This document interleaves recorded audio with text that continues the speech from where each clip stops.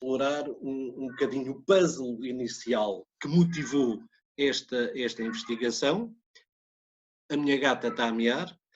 Como visei desenvolver um argumento, com que enquadramento teórico e com que justificação metodológica esta investigação é conduzida, para investigar que hipóteses,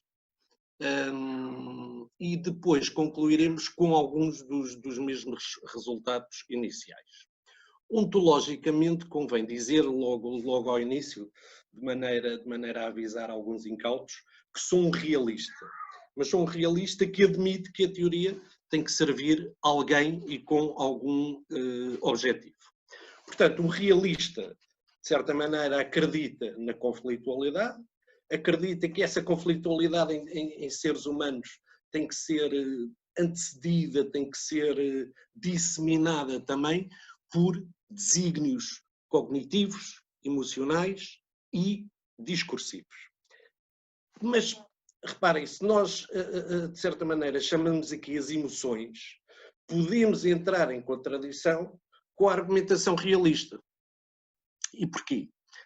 Apesar de, desde o Tucídides até Mearsheimer, as emoções estarem identificadas, etiquetadas e plasmadas, muito raramente algum autor realista consegue aprofundar a sua importância, o seu impacto na cena internacional. E daí ser importante abrir um bocadinho esta investigação do ponto de vista interdisciplinar a um enquadramento simultaneamente realista, não necessariamente apenas neorrealista, realista, global, incluindo a teoria crítica, incluindo um ramo muito específico da psicologia social, no caso a teoria da gestão do terror, que tem um nome assaz estimulante, e também análise de discurso e depois metodologia mista na avaliação empírica dos dados que nós necessitamos de interrogar. Qual é o puzzle inicial? O puzzle inicial parte, e é necessário nós observarmos e questionarmos uma realidade. Organizar as hipóteses com o auxílio de um modelo teórico dessa mesma realidade. E testar hipóteses depois com base em observações que tínhamos feito. Num contexto em que somos constantemente bombardeados por ameaças, e o caso atual do coronavírus é realmente um contexto em que fomos bombardeados e que somos bombardeados constantemente quer por ameaças, quer por indicações de onde vem, o que quer fazer, como faz, etc. Temos que aprofundar com todo o conhecimento dessas mesmas ameaças e as consequências que essas ameaças podem eventualmente ter. Mais importante do que isso é perceber de que maneira é que as ameaças são catalogadas, são identificadas, são discursivamente expostas, e isto sempre no contexto da cena internacional. Nesta dissertação avanço que o formato da resposta discursiva, com exortação do medo existencial, agregando modelos vários, portanto, ampliando um bocado a teoria da securitização, ampliando a inflação de ameaças, repito, a hipótese de que o formato da resposta discursiva a uma ameaça existencial, no caso da União Soviética, serve e funciona de igual modo, mas em contextos diferentes, com lideranças diferentes e particularmente face a ameaças diferentes, estas ameaças não existenciais. Ou seja, se este formato, esta narrativa no pós-Segunda Guerra Mundial, se quiserem, foi o início e a continuação que também possibilitou a expansão e a consolidação, a estabilização de um modelo hegemónico dos Estados Unidos, temos também, consequentemente, que investigar, que explorar, que pesquisar se a unipolaridade acabou ou não por ser um acidente. mas isto tem que ter, obviamente, um enquadramento. Em 1941, os Estados Unidos, de certa maneira, começaram a delinear o futuro da ordem internacional. Em 1947, devido a tensões na Grécia e Turquia e à abdicação, de certa maneira, dos ingleses, os Estados Unidos necessitam de plasmar, se quiserem, uma narrativa que responda à União Soviética. Mas que responda em que contexto? Tem que responder num contexto em que a União Soviética começa a ser percepcionada como uma ameaça existencial. Ou seja, uma potência que tem intenções, que tem objetivos, que tem capacidade, que tem potencial e que também tem um modelo político alternativo que pode rivalizar com os Estados Unidos. Agora, o contexto histórico demonstra que grande parte da oposição republicana, grande parte da opinião pública, grande parte das elites políticas e de comunicação social, portanto, que marcam a agenda, não pretendia que os Estados Unidos mantivessem os esforços internacionalistas depois de uma Segunda Guerra Mundial. Diz-nos a historiografia, diz-nos a biografia do presidente Harry Truman, que foi feito o maior plano de venda de uma ideia. E essa ideia depois consubstancia-se efetivamente na doutrina que leva o seu nome e que responde, do ponto de vista interno, fazendo até a viagem ao plano internacional, corresponde a uma resposta única dos Estados Unidos à União Soviética, com vários episódios. E essa resposta nasce de uma narrativa que manipula uma ideia, nasce de uma narrativa que inflaciona uma ameaça e nasce de uma narrativa que vende, se quisermos, o medo existencial, a civilização americana contra o mal soviético. Atenção, sabemos e reconhecemos, no âmbito desta mesma ideia, que a União Soviética podia constituir e tinha capacidades, como vimos, de se constituir como uma ameaça existencial. Agora, internamente, e daí a importância também de se inquirir a hegemonia, internamente houve a necessidade de modificar e de ampliar, se quisermos, a narrativa do medo existencial para suportar a alteração da bússola, não só das elites, bem como da opinião pública. Muito do que a agenda internacionalista dos Estados Unidos vende, se quiser, na configuração da ordem internacional, é o seu excepcionalismo americano e também o excepcionalismo, se quisermos, da chamada, que eu designo, ordem internacional liberal, que, como diria o Voltaire noutras vidas, não é ordem, não é internacional e muito menos, certamente, deve ser liberal. Chegados aqui, verificamos o quê? Verificamos que o esforço inicial que esta tese deve fazer é evidenciar e tentar demonstrar, ao fim e ao cabo, que a administração de Harry Truman teve que fazer e teve que construir uma narrativa. Esta narrativa teve que fazer face e teve que integrar elementos de medo existencial para modificar, manipular, no meu entendimento, se quiser, a resposta à ameaça soviética, e sendo que este caminho teve sucesso hegemónico, estabilizou a nível internacional. Se é possível analisar teoricamente o caminho que fizemos até agora com algumas teorias das relações internacionais, nomeadamente abordagens hegemónicas complementadas com a teoria crítica, e isto, enfim, numa perspectiva mais de ecletismo, como diria o Cílio, como defendem, aliás, o Cílio e o Katzenstein, temos que perceber que a necessidade interdisciplinar tem que ser justificada com a inclusão da psicologia social. E porquê? Porque só a psicologia social e as relações internacionais, de certa maneira, chegaram tarde àquilo que a psicologia social possibilita oferecer. A psicologia social, nomeadamente uma abordagem da psicologia social, que é a teoria da gestão do terror, possibilita não só evidenciar, mas também escolher elementos que salientam e que reforçam que é possível manipular ameaças.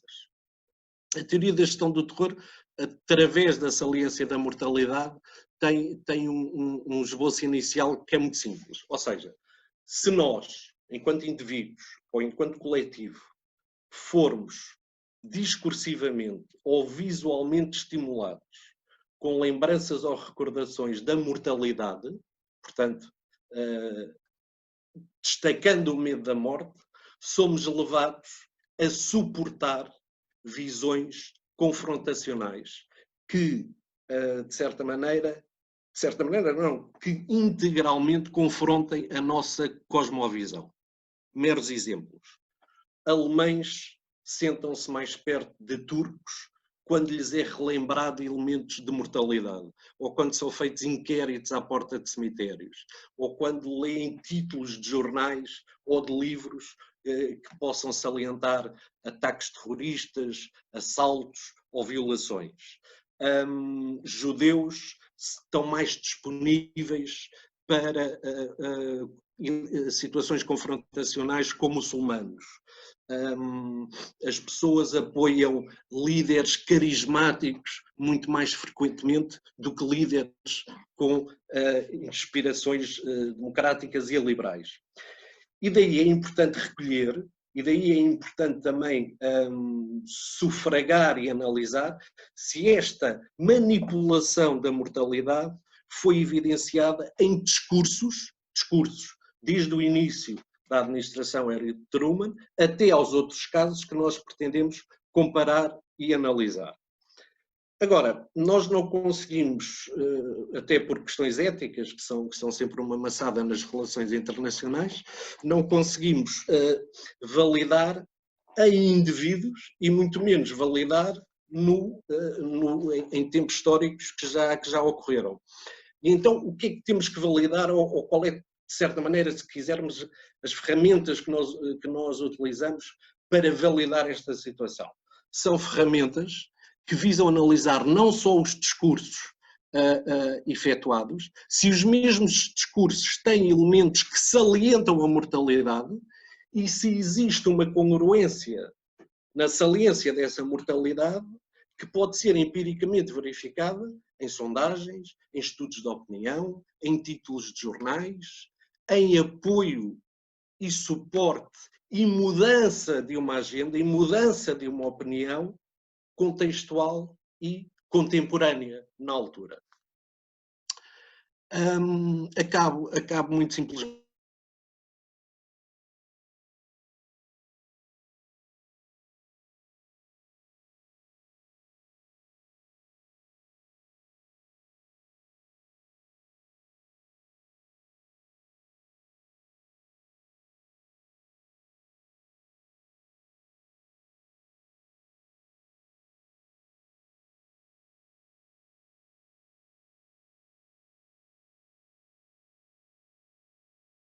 Confirmam e dão realmente a validação de alguns elementos. Ou seja, existem elementos nos discursos, em todos os discursos, com mais emoções negativas, existem elementos em todos os discursos que demonstram a saliência da mortalidade e existem elementos em todos os discursos que mostram que, desde que a ampliação da ameaça foi efetuada, a inflação, a manipulação, em suma, foi efetuada, nas sondagens há um suporte a essa mesma manipulação. Ou seja, tal como a teoria dispõe, as pessoas são, se corretamente ou incorretamente estimuladas do ponto de vista existencial, com elementos muito schmittianos, muito de amigo e inimigo, com elementos muito binários, muito exclusivistas, as pessoas são efetivamente aptas a suportar em ambiente anticonflitual, ou seja, em ambiente antes de conflitos, são levadas a ignorar alguns elementos de análise crítica, alguns elementos de análise racional, e isso, num contexto de democracias liberais, é efetivamente relevante, e daí também uma das importâncias desta dissertação.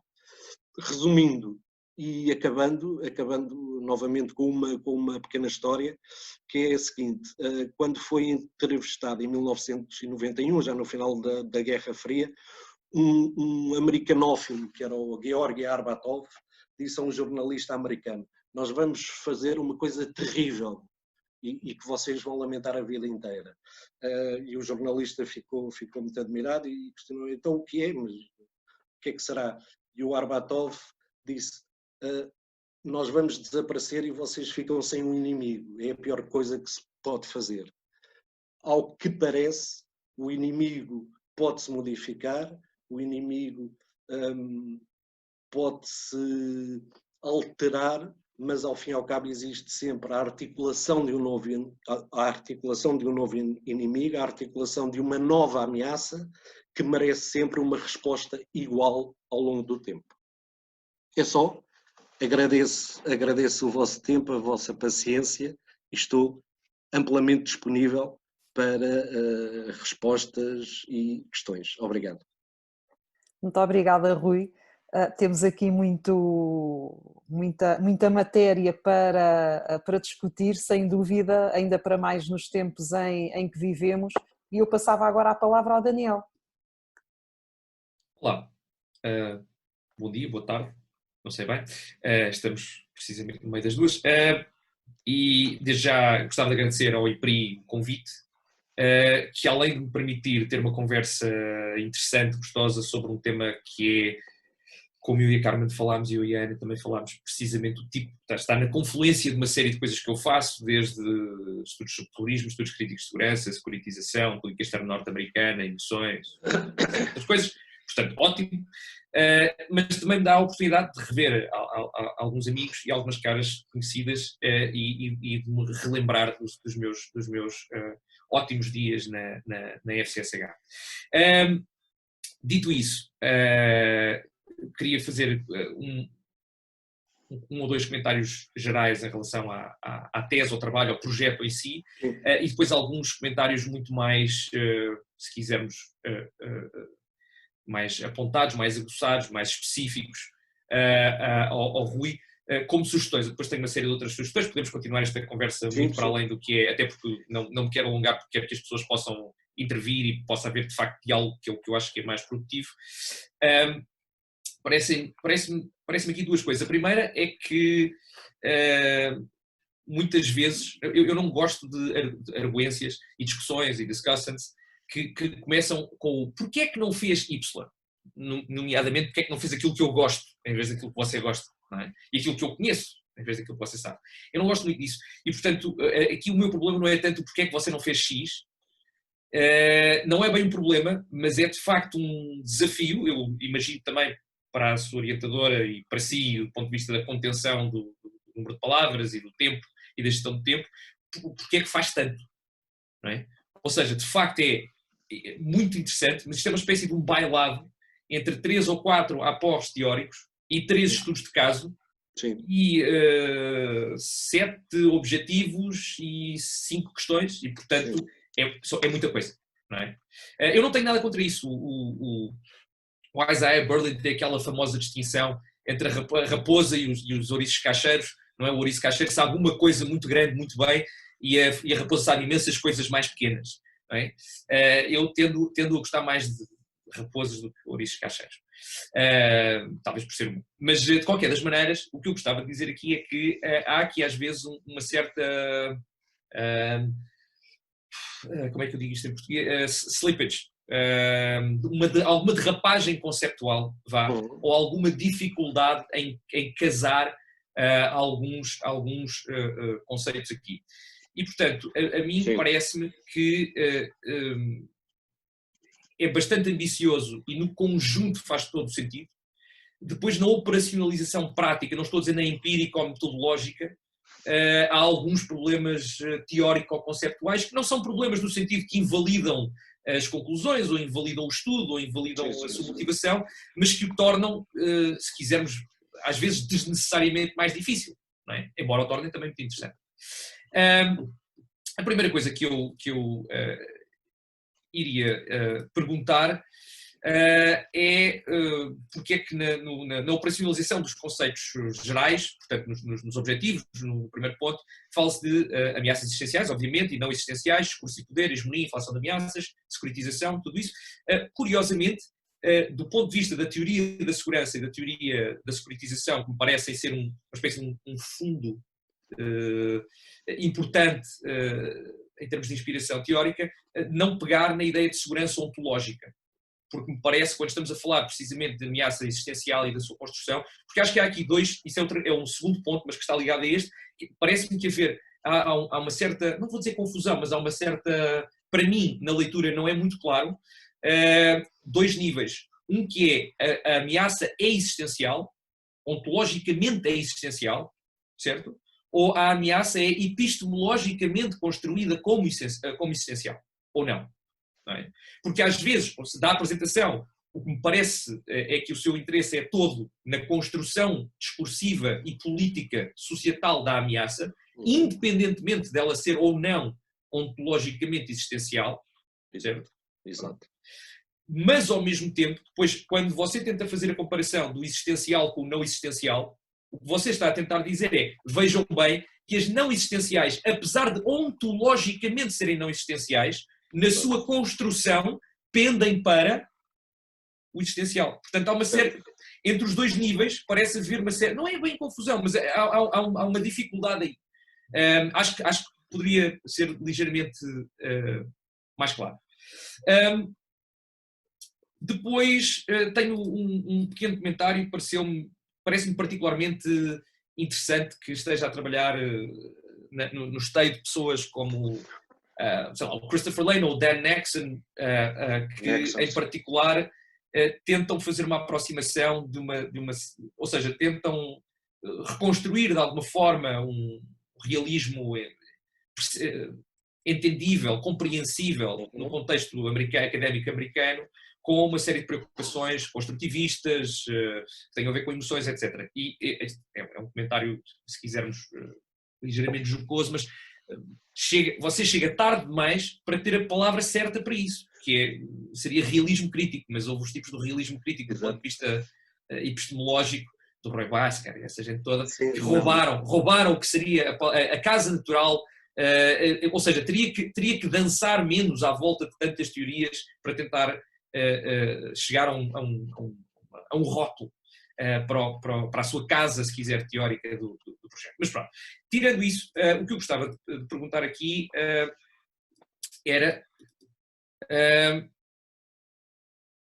na descrição detalhada e nas questões derivadas, a última diz, a última pergunta é se as respostas consolidaram a hegemonia. Não é? E mais uma vez, me parece que há aqui em dois níveis, não é? Há dois níveis que estão a ser fundidos numa só questão. Bem, número um é que eu acho que não está a perguntar se as respostas consolidaram a hegemonia, porque as respostas à sua pergunta não são elas que consolidam a hegemonia, é se as estratégias discursivas consolidaram ou não, se a eficácia das estratégias discursivas consolidou ou não a hegemonia. Mas isso, o que me parece é que há aqui uma espécie de uma fusão entre dois níveis. O primeiro é se os securitizing moves foram eficazes ou não e, portanto, produziram algum tipo de política. Não é? Por exemplo, permitiram a invasão do país, permitiram o apoio da opinião pública, que é uma coisa. Não é? E depois a outra é se essas políticas produziram hegemonia. Não é? Porque a hegemonia, como você a define, tem elementos discursivos importantíssimos, não é? Do ponto de vista gramsciano até, mas tem também uma parte material. Não é? A hegemonia traduz-se como X. Não é? Agora, se quiser dizer domínio, liderança, não é? O Ian Clark fala no oscilar entre estas duas dimensões da hegemonia, mas de qualquer das maneiras a ideia é, o que eu acho é que você está a analisar uma coisa em dois passos, mas está a fazê-lo como se analisasse em um, que é, se houve um securitizing move que ao falar de uma ameaça existencial ou caracterizá-la como existencial, geriu a ideia da mortalidade junto das elites e do público de uma certa maneira, isso foi de facto eficaz em conseguir construir a ameaça enquanto X. E depois há um segundo nível que é, e essa construção da ameaça enquanto X, sendo altamente disseminada entre a opinião pública e as elites, consegue levar ao sucesso de certas políticas que nós podemos definir como hegemónicas. Mas a construção discursiva, pode haver duas hegemonias, pode haver uma hegemonia discursiva, não deixar que haja outros discursos de interpretação sobre esta realidade, e depois há uma hegemonia, se quisermos, política, ontológica, da estrutura do sistema internacional, que lhe é associada, mas que eu não acho que seja a mesma coisa. E esta pergunta remete quase como se a construção discursiva redundasse imediatamente ou necessariamente na construção da hegemonia, ou na consolidação da hegemonia, não é? Assumindo que ela já existe. E depois fico também razoavelmente intrigado do porquê da utilização, quer dizer, do porquê não é que esteja errado, você fala o Rui fala da análise crítica de discurso, que à partida se distancia do seu método, não se distancia das suas preocupações genéricas, mas distancia-se do seu método. O seu método é muito mais de análise de conteúdo, uma análise primariamente, não apenas, mas primariamente ou também quantitativa, e focada, por exemplo, na frequência de palavras, na associação de palavras com outras palavras, na construção frásica, no número de palavras de um certo tipo que existe num determinado parágrafo, etc, etc. Coisa que, aliás, devo felicitá-lo, ainda bem, eu gosto sempre, é raro ver uma tese de doutoramento que preste atenção à metodologia, a sério, em que isso seja constitutivo, se quisermos, do contributo da tese, e é bom ver isso, gosto muito de ver isso. Portanto, felicito, mas de facto isso é uma análise de conteúdo que está preocupada, se quisermos, com o texto em si, o texto puramente texto, enquanto objeto material, aquilo que foi dito no número de palavras e no tipo de palavras e nas palavras exatas. E a análise crítica de discurso tende não só a ser, eu diria, quase, não quero induzir ninguém em erro, mas creio que exclusivamente qualitativo, ou quase exclusivamente qualitativo, mas ainda por cima, o que está mais preocupada não é com o texto em si, mas com o contexto desse texto e com o subtexto desse texto. Ou seja, condições de produção, audiência, condições de legibilidade, narrativas que o informam, pressupostos ideológicos e uma série de outras coisas. E, portanto, parece-me mais uma vez que não há uma tensão que seja improdutiva entre as duas coisas, mas acho que a forma como elas são apresentadas, e obviamente eu estou a ver um resumo de umas poucas páginas e não o trabalho completo, portanto não sei, mas parece-me haver alguma tensão que dificulta a leitura nisso. Não é? Quer dizer, eu vou utilizar análise de discurso crítica, mas vou fazê-lo usando, na verdade, um outro método que não faz parte da análise. Pode ser combinado com, mas não faz parte. E aqui quase que parece que você está a dizer que isto é uma das metodologias dentro do Critical Discourse Analysis. E depois, na sua parte teórica, você está a perguntar tudo o que é importante para o Critical Discourse Analysis, mas depois na parte empírica não pergunta nada disso porque se foca especificamente no texto em si. E, portanto, se calhar dizer que está a utilizar as duas ou não sei. É uma conversa que se calhar podemos ter. Finalmente, gostaria de lhe perguntar se há, e isto é, se quisermos, não me leva a mal, porque eu até sou uma pessoa que fala com demasiados estrangeirismos, mas porquê de falar de hegemon em vez de poder hegemónico, por exemplo? Se há de facto uma questão específica, se é por seguir algum autor em particular, se é por gostar mais da palavra do original grego, por achar que poder hegemónico não é particularmente uma tradução boa, etc, etc. E, que era a última coisa que tinha a ver também com a sua linguagem, a sua própria concepção de hegemonia me parece... Bem, terei que ler o seu capítulo sobre a hegemonia, ou a sua secção sobre a hegemonia, mas parece-me, não é excessivamente gramsciana, é para o que você está a tentar fazer. Você quer falar essencialmente de uma dimensão discursiva, certo? mas ao mesmo tempo quer que ela redunde em alguma coisa real. Não apenas na relação com uma audiência, não é? Mas numa política real que produza estruturalmente hegemonia no sistema internacional. O Cox e Gramsci, quando falam nisso, falam essencialmente nas bases materiais dessa hegemonia, mas nas bases materiais, se quisermos, económicas. E você parece muito mais interessado nas bases, se quisermos, militares desse tipo de hegemonia. Ou seja, como é que ela permite uma certa gestão de ameaças em conjunto com aliados e a produção de instituições liberais, mas não necessariamente ou primariamente económico-liberais, não é? Que é o argumento do Gilpin. Portanto, você oscila entre uma coisa mais Gilpin-Cox e uma coisa muito mais Christopher Lane, Daniel Nexon.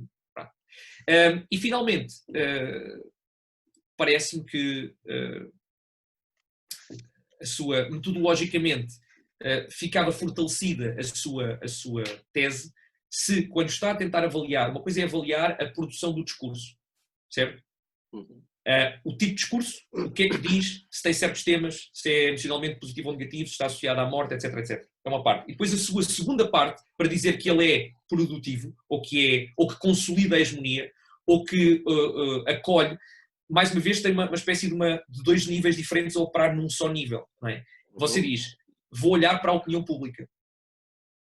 Como se, do ponto de vista da teoria da securitização, a audiência comprar o argumento necessariamente produz as políticas que estruturalmente produzem hegemonia. O que pode não ser verdade. Sim. E esta é a primeira. E a segunda conflação, se quiser, não sei se esta pode... Conflação? Sei, talvez existe. A segunda conflação é entre opinião pública doméstica e internacional. Porque, do ponto de vista gramsciano, as elites são transnacionais e a construção da hegemonia é essencialmente entre elites transnacionais e, portanto, o que interessa é se a produção deste discurso, além de validar domesticamente as políticas que levam à hegemonia, depois validam internacionalmente ou transnacionalmente a aceitação dessas políticas enquanto liderança ou enquanto não haver outra alternativa, não é? Ou enquanto bandwagoning ou qualquer outro tema que queira utilizar ou conceito que queira utilizar do realismo. E pronto, são alguns pensamentos que me ocorreram que espero que sejam úteis e que sejam construtivos em relação a um trabalho que no geral me parece fascinante, bem conseguido e interessante, se bem que, como todos os bailados, não é? Ou como a comida de fusão, é sempre difícil de conseguir que ela fique bem, não é? A gente começa a pôr um bocadinho de peruano, um bocadinho de japonês, um bocadinho de brasileiro, um bocadinho de holandês, tudo junto. Às vezes pode ser uma salganhada, você consegue com algum sucesso, devo dizer, surpreendentemente para o tipo de tese que está a tentar fazer, porque é de facto muito complexa, consegue, eu acho, bastante bem, mas parece-me que é preciso, até do ponto de vista do leitor, não é? Porque o leitor não fez todas as suas leituras, não é tão óbvio assim, claro. Ser muito mais claro conceptualmente nessas pequenas distinções e perceber como é que elas vão de passo em passo até à vitória final. Isso foi muito gramsciano, Marx. Foi, não foi? Muito obrigado. Muito obrigada, Daniel. Rui, não sei se quer... Espero não ter alongado demasiado. Não. Não sei se quer fazer algum comentário, algumas respostas. Claro, muito sumariamente, se puder então, é o seguinte, essa conflação, essas situações conceituais realmente estão em toda a tese. Ou seja, eu dou um pequeno exemplo. Como é que nós distinguimos manipulação, persuasão, como é que nós distinguimos inflação? Estes conceitos e estes temas vão todos, em sede de tese, obviamente, vão todos que merecer uma correta catalogação, se quisermos. Porque senão efetivamente, meta-se o ecletismo analítico que se meter, é efetivamente uma confusão que ninguém se entende. Se eu coloco antes a manipulação, mas depois já falo em persuasão, como alguns gramscianos falam, ou se falo em consenso, ou se falo noutras designações que outras abordagens utilizam, nem o leitor, e muito menos eu, ofereço depois um final, se quisermos, relativamente com sucesso do ponto de vista académico e do ponto de vista científico. Fica efetivamente pior que a comida de fusão, fica possivelmente um takeaway muito frágil. Estas questões conceituais vão ter que ser dirimidas e resolvidas recorrendo aos conceitos certos e, acima de tudo, à definição e operacionalização adequada dos conceitos certos nos sítios certos. Dou outro exemplo.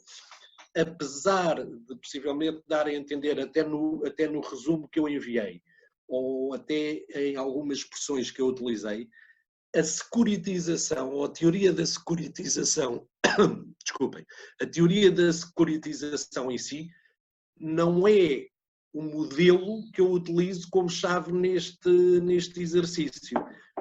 Eu abro a securitização porque eu entendo que o caminho que a securitização faz do ponto de vista hegemónico não chega. Eu abro a securitização porque eu entendo que a disponibilidade que ela oferece na avaliação da audiência e mesmo na definição do que é uma ameaça existencial, que só existiu anos depois pelo Weaver, não é completa. Portanto, e mesmo a inflação de ameaças, como alguns autores a definem, também não é completa, porque depois não faz o caminho hegemónico no depois e no antes. Ou seja, é como se a ameaça viesse do nada, basicamente. Portanto, o que eu pretendo aqui sim é uma fusão, mas é uma fusão que tem que resultar quer no modelo de análise, quer depois na explicação hegemónica internacional e também no caminho que ela faz, tem que resultar plenamente. A análise crítica de discurso é muito interessante, e está muito bem observado. Talvez não fui suficientemente claro no resumo. Reparemos que, do ponto de vista descritivo da tese, eu vou estar a utilizar, à medida que é necessário analisar documentos, eu não vou ser completamente imparcial. Ou seja, não é possível aquilatar as intenções da chamada contenção da União Soviética, que acabou por não ser só contenção, mas também expansão dos Estados Unidos, e esta análise crítica de discurso acaba por ser efetuada à medida que se está a redigir uma tese. Análise crítica de discurso daquilo que nós vamos lendo e que vamos recolhendo e que vamos inserindo da interpretação que fazemos de elementos, quer legislativos, quer discursivos, quer de títulos de jornais, no panorama e no texto da tapeçaria que vamos construindo. Hegemonia. A hegemonia aqui, e sem recorrer ao Roy Bhaskar e muito menos ao Booth e ao seu realismo emancipatório, como ele disse, como ele escreveu e pediu que ele até via o Kenneth Waltz como realista emancipatório às tantas. Mas eu bebo muito no que certos autores, curiosamente gramscianos, leram e observaram do Morgenthau depois de se considerar o Morgenthau como um autor, um teórico crítico avant-garde, se quisermos, ou seja, um teórico crítico antes do seu tempo. E isto apesar do Morgenthau, como todos sabemos, oferece todo o tipo de leituras, não é? Mas a junção da hegemonia, ou a maneira como eu vejo a hegemonia, não pode ser só realista, não pode ser só teoria crítica, e é mais uma vez também aqui, quer na definição, quer na operacionalização, o tal bailado que vai merecer algumas dezenas fortes de páginas na dissertação. Mas estas situações, como observou e muito bem, são realmente observações importantes e que basicamente possibilitam o quê? ou criamos um alçapão para o qual não temos resposta na elaboração de uma tese, ou então, como diria o João Pinto, chegamos ao precipício e tivemos a coragem e demos um passo em frente, não é? A definição e a construção de uma tese tem simultaneamente que oferecer resposta, tem simultaneamente que também desafiar o autor e tem que, depois, à medida que vai desenvolvendo, com estas observações que são muito estimulantes, a segurança ontológica levava-me, e já agora só uma pequena nota, a segurança ontológica, no meu entendimento, levava muito mais à fronteira dos estudos críticos de segurança. Que é de certa forma uma fronteira para o qual eu não estou muito interessado, porque eu não ponho em dúvida o que é a segurança. Ou seja, a minha segurança é realmente material, se quisermos, é uma segurança que põe o Estado como ator-chave. E desvio-me um bocadinho, que é do Didier Bigot, que é do Vin Jones e mesmo do Ken Booth, na maneira como interrogam o que é a segurança, como é que vemos a segurança e como é que é possível dar hierarquias aos vários tipos de segurança. Mas só para resumir então, eu pretendo aqui uma ampliação teórica, eu pretendo aqui depois dentro desta ampliação teórica, obviamente temos que reduzir e temos que enquadrar muito bem a operacionalização dos termos, porque senão nem é um bailado, é uma coisa profundamente complicada que temos aqui, mas estas situações, quer com a securitização, quer com a hegemonia, têm que ser muito bem definidas e realmente merecer um lastro de páginas muito evidente, e são observações inteiramente válidas e inteiramente bem observadas, passa a redundância, que eu gostaria depois, à medida que for escrevendo, de ter também aqui o respectivo feedback desta situação, que é muito importante, até vermos a evolução de como a coisa é feita. Com certeza. Pois é. Obrigada, Rui. Eu passava agora a palavra aos nossos participantes. Não sei se há alguém que queira colocar alguma questão, se quiserem enviar pelo chat, caso haja alguém que não tenha o som ativo, podem enviar e depois eu comunico a questão, o comentário ao Rui, mas portanto está aberto. Professor Horta Fernandes, quer começar? Pode ser, não, mas é rápido, vai ser rápido. É mais um pequeno comentário, até por causa de uma coisa que o Rui falou, é interessantíssima, que ele usa como, digamos assim, como aparelho conceptual, que é a psicologia coletiva. E era só para dizer, os dois pontos são muito rápidos, estão interligados. Falou-se aqui muito em ecletismo, bailado e tal, as dificuldades de bailado. Isto é porque o Rui quer levar a sério esta teoria das relações internacionais, não faz tão a sério esta teoria das relações internacionais, vigentes, e fosse diretamente ao sumo daquilo que quer, como está a elaborar a sua própria conceptualização, já não precisava de bailar tanto, mas adiante. Todos sabem que o próprio da teoria das relações internacionais, tal como ela está estabelecida, já deu tudo, a não ser para dizer mal. Bom, mas acho que é só esta. Relativamente à psicologia coletiva e à questão das ameaças existenciais, nomeadamente a questão da morte. Não é só psicologia coletiva, cá está, como a teoria das relações internacionais tem dado esquecida de muitas coisas. Na teoria da estratégia, no âmbito de um dos níveis ou formas da estratégia, que se chama a estratégia declaratória, que tem a ver exatamente com os efeitos retóricos dos atos ilocutórios na relação com os meios, já há muito que essa dinâmica de sinais, digamos assim, já há muito que é procurada, realizada intencionalmente com êxito relativo, depende das circunstâncias, mas quer dizer, ela, digamos assim, não exatamente por este nome, mas já está em ação no âmbito da teoria da estratégia, na prática dos estratégias, que é o que interessa, há muito tempo.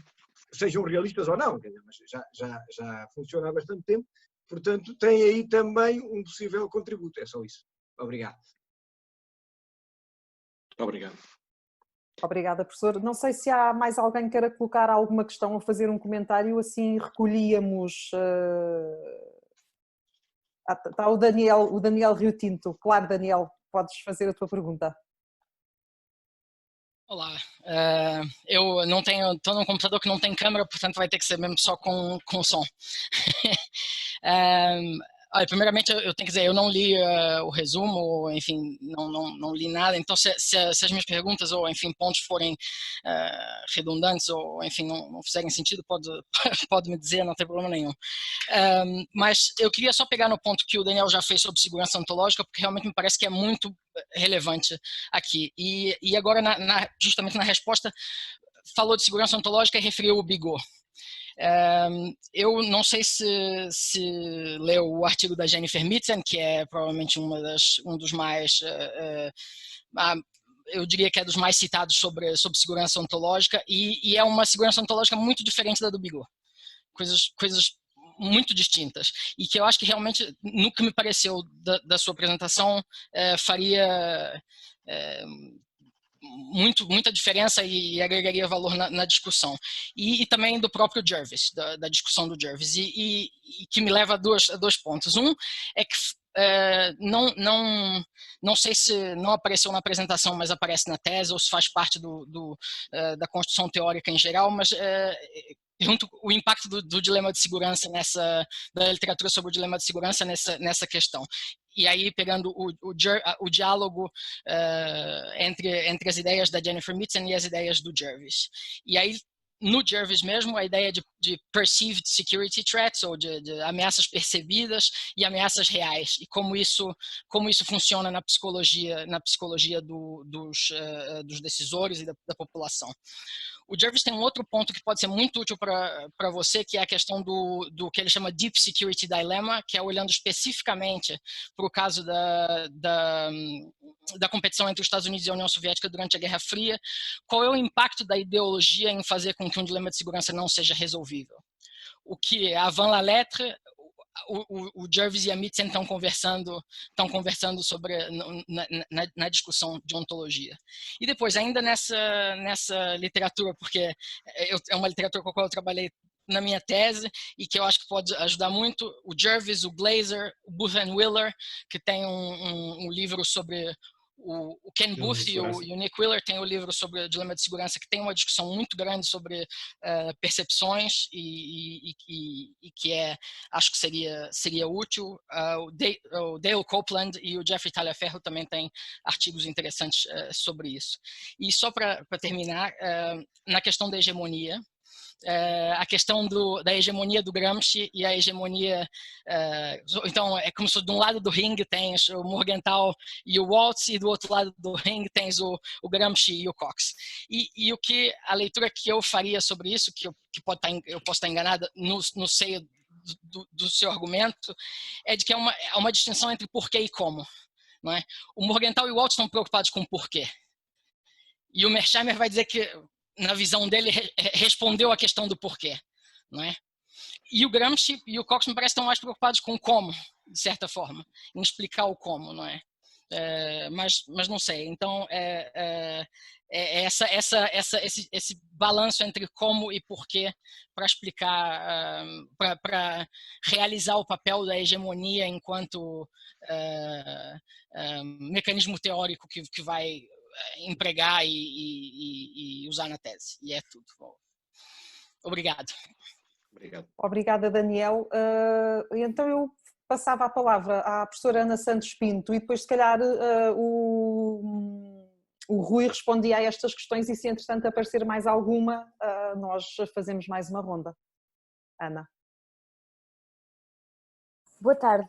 Muito obrigada. Eu gostava só de pegar em 2 ou 3 pontos que o Daniel referiu, porque acho que eles são muito importantes para o momento em que se encontra a produção do doutoramento e a forma como depois se consegue construir uma produção científica a partir daí. A primeira é a expressão que o Daniel utilizou do bailado.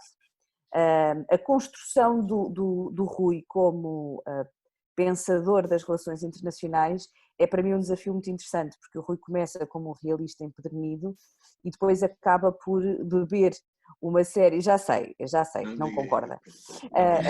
Depois vai beber por uma influência externa, vai beber um conjunto de outras escolas e resulta nisto. Mas este é um bailado que o Daniel tem toda a razão, porque isto é muito arriscado fazer. É muito arriscado fazer porque tenta conciliar aquilo que são teorizações mainstream, tradicionais, com uma forma alternativa de ver as relações internacionais e a referência futebolística que eu gosto ao João Pinto do pé escorregar para o precipício é muito significativa. E este é um risco que só é verificável no momento em que o Rui consolidar aquilo que são as definições de conceitos que quer, e essas ainda não tenho para avaliar, mas este é um risco porque o bailado é um bailado que pode não resultar. E pode tentar conciliar coisas que nem sempre são conciliáveis. E neste ponto do bailado também é importante a amplitude, porque estamos a falar aqui de temas muito vastos e complexos do pensamento das relações internacionais, e vai ser necessário pôr um limite e pôr um freio. E portanto este cuidado, tens que levantar a mãozinha dos participantes, não é assim? Tecnologicamente tem formas de se fazer. Vais aos participantes, depois cá em baixo tens uma coisa que diz levantar a mão e clicas aí. Onde? Eu vi, Daniel, eu estou a ver. Pronto, eu vou já baixar a minha mão. Portanto, o meu primeiro ponto era o que é que o Rui pensa sobre esta amplitude e este risco? Vai-me responder certamente que é um risco calculado, mas, naturalmente, porque senão não o fazia, mas qual é que é o ponto em que está neste momento de avaliação desse risco? A minha segunda pergunta tem a ver com a preocupação do ponto de vista metodológico. Eu tenho algumas preocupações sobre esta matéria, portanto, todos os trabalhos que vou acompanhando tenho procurado fazer uma missão, pedagogia sobre a importância desta matéria e o ponto que o Daniel levantou sobre a dimensão de análise de conteúdo e a dimensão de análise de discurso, análise crítica de discurso, é um ponto muito interessante, porque eles podem ser complementares, mas têm que ser metodologicamente encaixados e explicados. E eu acho que isso não aparece ainda. E portanto, eu gostava que o Rui nos explicasse um bocadinho como é que vai conciliar as duas coisas. Porque eu estava muito mais a olhar para a vertente da componente de contagem de palavras, a utilização do software, aquilo que fomos vendo, e gostava que nos explicasse como é que tenta conciliar as duas coisas, porque mais uma vez corre o risco de fazer um trabalho demasiado vasto para depois ser conciliável num produto que é um produto limitado hoje em dia, que é o produto do doutoramento. E depois como é que vai tratar essa informação? Eram as duas questões que eu queria levantar. Obrigada. Daniel, vale a pena incluir o teu comentário, a tua questão agora, ou preferes... É que não é uma questão, é literalmente só uma pequena sugestão para uma forma possível de resolver isso. Que é, e eu não sei até que ponto é que interessa de todo ao Rui, portanto era só para dizer, eu quando falo com os meus alunos que estão a fazer teses, digo-lhes sempre a mesma coisa, há muitas formas de fazer uma tese, certo? Mas há duas principais. Uma é que o problema ou o objetivo é empírico e a teoria, ou as teorias, ou os conceitos, ou o quadro conceptual, seja o que for, é o instrumento, é o martelo para chegarmos ao objetivo, certo? Que é o que me parece que está a acontecer aqui. E portanto aí a tendência é sempre de qualquer ferramenta dá, não é? A que der melhor para fazer o objetivo empírico que eu quero, não é? Ou várias, depois logo se vê, vai-se misturando, vai-se usando até ver uma coisa que fique bem. Tem alguns riscos quando há Outra forma é fazer ao contrário, é que a parte empírica é que é o tal martelo para demonstrar alguma coisa e o objetivo é uma crítica ou um refinar teórico. E aí, como há menos, se quisermos, problemas de tensão entre vários factos empíricos ou até várias metodologias do que há sobre várias teorias e vários conceitos, se calhar, por exemplo, uma maneira fácil de fazer isto, o Rui vai-me odiar por eu dizer isto, ok? Eu já sei, mas poderia ser pensar que isto é uma espécie de uma resposta à teoria da securitização. Ainda por cima, agora que está tão na moda dizer mal da teoria da securitização, não é? Estamos no meio de um debate racista. Fantástico sobre isto. Mas uma das coisas que se pode fazer é precisamente isso, é dentro da teoria da securitização, não prestar atenção suficiente a Y, nomeadamente à questão da hegemonia, produção da hegemonia, quando não é num contexto nacional, mas sim num contexto do sistema internacional, não é? E, portanto, porque aí ter várias teorias já faz menos, desde que todas as teorias apontem um problema da securitização, elas não têm que, entre si, produzir uma coisa comum, exceto a crítica de... E depois você pode dizer, dentro de todas estas críticas, é que me parece que faz mais sentido, ou aquela que refina melhor o problema da definição da segurança, ou da securitização, ou da eficácia da securitização. Ou seja, é fazer exatamente a mesma tese, mas virá-lo ao contrário. Portanto, não é a securitização ser uma das várias partes teóricas para olhar para uma coisa que é empírica, mas é olhar para a construção de uma coisa empiricamente e usar outras teorias que dizem outras coisas sobre essa empiria ou esse processo para fazer uma crítica da insuficiência daquilo que é, apesar de tudo, uma escola dominante, além do realismo, sobre... E é exatamente a mesma tese, com as mesmas referências, mas a mecânica é ligeiramente diferente. E as tensões entre as partes teóricas se calhar fazem um pouco menos de espécie, vá, é preciso fazer menos fusão, vá. Era só uma pequena... Não era sequer uma pergunta, era só para lhe deixar uma Obrigada, ideia. Daniel. Então, Rui, se quiser... Sim, só para a professora Santos Pinto, quando se refere ao ponto de avaliação do risco, em que situação? Avaliação do risco no sentido de colocar em diálogo elementos que falam línguas diferentes. E, portanto, dificilmente conseguirão trocar informação entre si. Okay. O risco é conseguir sim. a ter uma espécie de esperanto enquanto língua universal.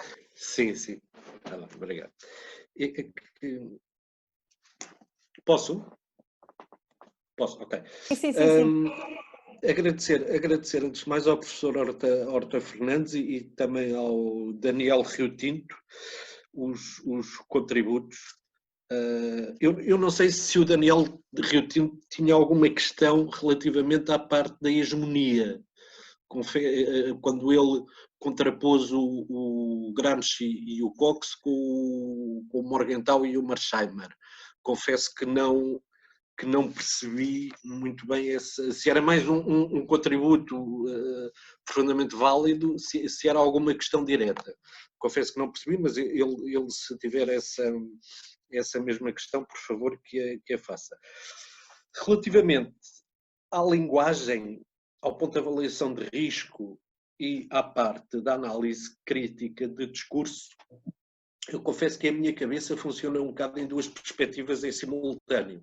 Ou seja, espero que não seja nenhum problema de saúde mental, mas é uma questão que passa muito por, à medida que eu vou desenvolvendo os temas, à medida que eu vou fazendo as questões e à medida que eu vou tentando encontrar respostas, confesso que não me satisfaz apenas uma explicação teórica ou uma argumentação teórica por uma simples questão.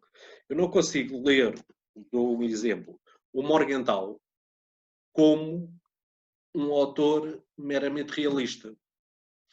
Da mesma maneira que não consigo ler o Gramsci, ainda por cima retrospectivamente, como um autor meramente de teoria crítica ou pós-marxista.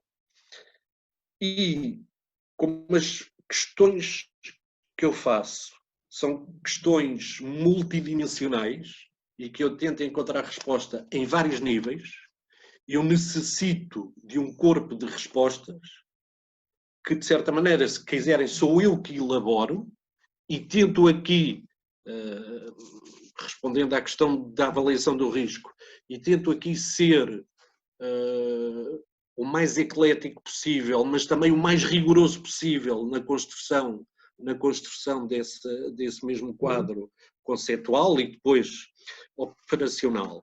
Mas confesso que, admito perfeitamente, é uma questão que necessita de alguma elaboração, que necessita talvez de um maior rigor, e que certamente será encontrado durante a redação da tese. Quanto à análise crítica de discurso, as observações foram quase que me convenceram a adotar, se quiserem mais, apenas uma metodologia quantitativa, uma metodologia meramente quantitativa, embora eu gostasse de fazer a análise crítica de discurso não como uma secção estanque, se me faço entender, ou seja, não uma secção estanque da parte empírica, mas uma secção que percorre a tese à medida que a tese vai sendo desenvolvida. Ou seja, a parte descritiva da tese acaba por ser uma parte que é composta por análise crítica de discurso adaptada à realidade contextual que está a ser investigada. Porque essa mesma realidade não pode ser afastada do tal contexto, da tal elaboração de hegemonia, seja por ideias, seja por capacidades, seja também depois repercutida a um nível institucional. E isso tudo tem que ser plasmado na redação da tese. Não sei se me fiz entender relativamente a alguns pontos.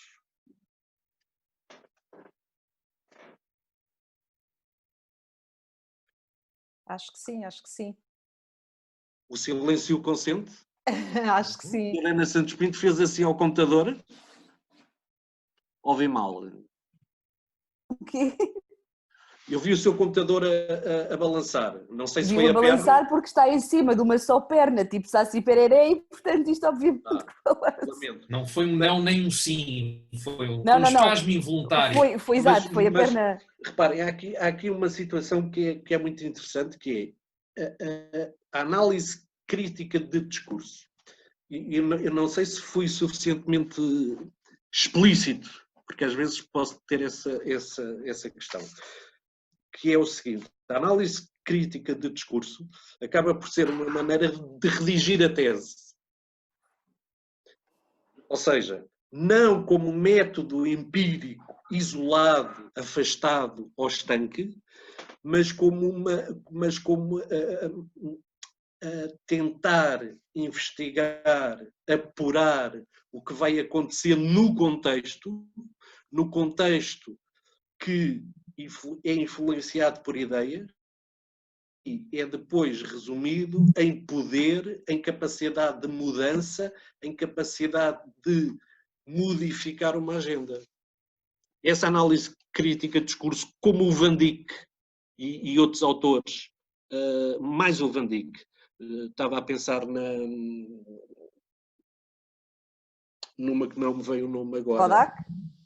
A Vodak, obrigado, Santinho. Mas sim, estava a pensar na Vodak, na Ruth Vodak, que efetivamente ela sim, no meu entender, utiliza uma análise crítica de discurso um bocadinho mais isolada. O Van Dijk, no meu entender, utiliza uma análise crítica de discurso até mais na elaboração, quer de artigos, quer de livros. E é essa análise crítica de discurso a que eu recorro e que vai acompanhando a elaboração da tese. Não como elemento empírico isolado, que depois é complementado e que tem que ser necessariamente complementado com a verificação empírica, a quantificação. E aí sim a utilização, quer do software, de um software de análise de dados, ou data mining, salvo erro, que ainda por cima é gratuito, é sempre bom, que é o LIFC, quer também depois da análise de sondagens e de estudos, e vários estudos de opinião pública, para complementar a análise crítica de discurso que resume e integra o contexto.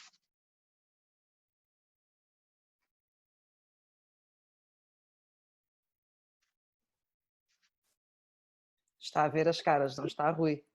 Estou, acho que sim. Estou a brincar. O professor Horta Fernandes falou-me de um autor que eu confesso que não apanhei e que acho que não me apareceu aqui depois no... Foi o autor? Não, acho que não. Não falou? Não. Naquela parte teórica do pensamento estratégico, mas não falou em nenhum autor em particular. Então deve ter sido o Daniel. Okay. Daniel já foi pondo as... Onde é que estão as referências todas? Sim, as referências tenho. Relativamente à parte da hegemonia, era alguma questão, não? Mais concreta ou era uma observação? Não, era só pano para manga, just, tipo, food for thought, se você tivesse alguma coisa para, enfim, pensar ou comentar sobre isso. E já agora, assim, só para complementar de onde eu estou vindo com essa questão e também do que já se falou agora nas últimas intervenções, vou colocar isso de uma maneira assim bem direta. Eu acho que se eu fosse examinar a sua tese lá na frente, eu não li nem nada, mas uma pergunta que eu faria, provavelmente porque faria qualquer outra tese, era em que parte do debate isso se insere? Em que debate a sua contribuição se insere? Qual é o conteúdo que contribui para uma discussão que existe na literatura ou para um problema que persiste na literatura. E isso não é para dizer que só tem uma maneira de escrever uma tese, obviamente não, mas eu entenderia que assim, ter esse tipo de ideia de substrato para escrever a tese baseado nesse substrato, na minha opinião, é uma coisa que ajuda. Tanto, de novo, o conselho, se fosse bom, era vendido, não era dado, mas... Obrigado, Daniel. O tema em que é que se insere, eu creio que desde que ingressei em relações internacionais, e também desde que a disciplina foi ao mito da criação da disciplina das relações internacionais, mais ou menos em 1919, é que as relações internacionais abordam a guerra e a paz. E aqui interessa-me cada vez mais perceber como, em situações anteriores a conflitos e sem disposição para haver conflitos, como é que é possível as elites manipularem uma opinião pública e inclusive outras elites para estarem disponíveis para aceitarem uma conflitualidade. E isso é cada vez mais interessante. E um segundo ponto, se quiser, é o ingresso da componente emocional na qual as relações internacionais chegaram muito tarde. Inclusive o Gervis chegou muito tarde, uma vez que ele até renega as emoções como um pequeno episódio, um pequeno detalhe das relações internacionais, e só reconhece esse erro até mais tarde, salvo erro em 97 ou 2000. E já agora um pequeno apontamento, o nosso António Damasio tem muita importância na inserção da componente emocional e cognitiva no estudo em ciências sociais, isto só para relançar um nome português na literatura. Mas a guerra e a paz, a componente emocional nas relações internacionais e os avisos, se quiser, para as democracias liberais perceberem e analisarem de uma maneira crítica, mais aguçada, com elementos de maior racionalidade, o que é que constitui efetivamente uma ameaça, se a mesma ameaça merece ser, entre aspas, combatida ou não. E, de certa maneira, um último elemento e um dos últimos objetivos é realmente questionar a tal ordem que, a meu ver, não é internacional, não é ordem e muito menos é liberal. Mas isso já são outros 500, dir-se-ia. Ok, muito obrigada, Rui. Talvez, caso não haja mais questões, e eu espero que os nossos alunos de mestrado que estiveram presentes aqui na nossa sessão não tenham ficado amedrontados com o nível teórico da tese de doutoramento do Rui, portanto nem todas as teses têm que ter esta componente tão teórica. Mas caso não haja mais perguntas, resta-me agradecer em especial ao Daniel Pinel e ao Rui Santos pela apresentação e pela discussão provocada pelo Daniel. Agradecer a todos os participantes. Bom almoço, que hoje não tivemos as sanduíches do IPRI, e espero que nos voltemos a encontrar ainda no final de junho. Muito obrigada a todos, até à próxima. Obrigada. Obrigado. Obrigado. Prazer, até à próxima. Adeus, Daniel, obrigada, Rui. Obrigado. Adeus, professor. Adeus, até à... Agora vai chamar o seu filho, que é para desligar isso. Também. É o que eu vou chamar, exatamente. Mas não se esqueça de desligar agora. Bom almoço, um abraço. Primeiro. Fiquem bem, obrigado. Obrigado. Deus, professora, fique bem e obrigado. Adeus, Rui. Obrigado.